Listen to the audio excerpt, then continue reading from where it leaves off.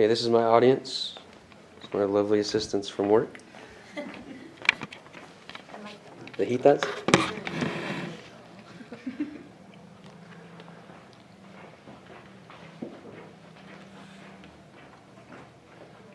My name is Tom Schaefer, and this is my Persuasive Speech for Online Speaking, Comms 2300. Okay, for my presentation today, I'll be reading the PowerPoint slides word for word. There you go, thank you. Okay, next slide. The great Yogi Berra once said, if you don't know where you are going, you might not get there. I found this to be true on many levels. Not only for traveling by way of plane, train, or automobile, but as far as life goes too. If you don't know where you're going, you might not get there. Today I turned 25. I've heard often the last few years about the quarter-life crisis. People my age graduate college and wonder what the hell they're going to do with their lives. Many realize that what they work towards, it wasn't all it was cracked up to be. It doesn't bring meaning to their life, and there's no real fulfillment in whatever it is they're doing. Next slide. In a song called Why Georgia by John Mayer, he says, it might be a quarter-life crisis or just a stirring in my soul. A few lines later in the song, he goes on to question himself, am I living it right? People my age going through the quarter-life crisis find themselves dissatisfied and stranded, left to the mercy of the ebb and flow of the world, unconsciously questioning themselves, am I living it right? I know this because that thought has bounced around in my head for longer than I have liked it to.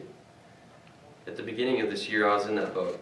I had no idea where I'd gotten or how I had gotten to where I was.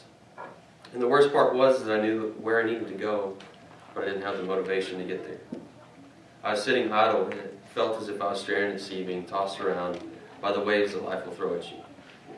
I wasn't living a good story worth telling, and to answer the question, I wasn't living it right.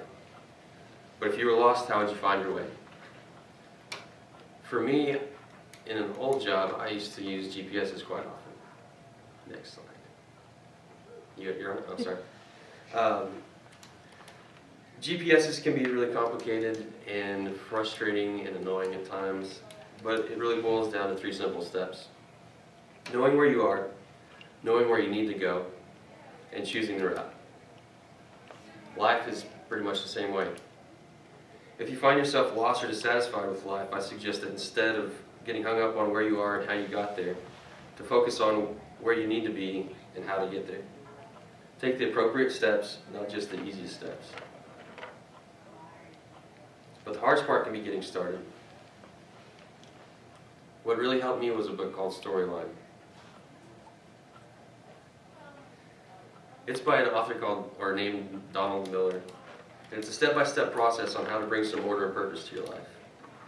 Basically, a way to lay out the framework for your life. And I highly recommend it if you found yourself questioning where you are and where you'd like to be, like I was.